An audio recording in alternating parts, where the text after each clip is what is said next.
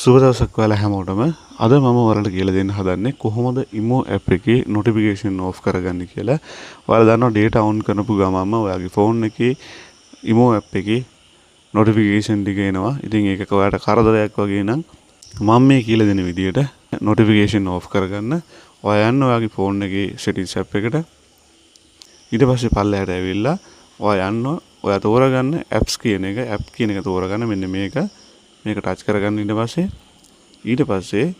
app management කියන එකට යන්න සමහර අයගේ apps list කියලා ඇති ඒකට යන්න ඊට පස්සේ මේක ටච් කරගන්න ඊට පස්සේ ඔයා මෙතනින් තෝරගන්න ඕන ඔයාගේ imo app එක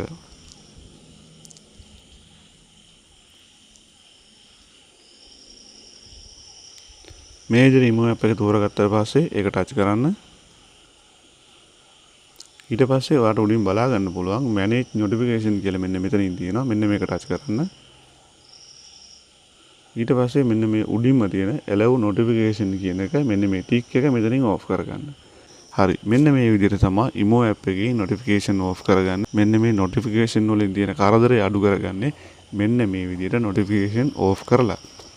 හොඳයි එහෙනම් යාළුවනේ වීඩියෝ එක පැහැදිලි ඇති කියලා හිතනවා මම ඔයාලට මොනවා හරි ගැටලුවක් තියෙනවා කමෙන්ට් කරන්න තවත් මේ වගේ වැදගත් වීඩියෝ එකකින් හමු වෙනතුරු ඔයාලා හැමෝටම සුබ දවසක්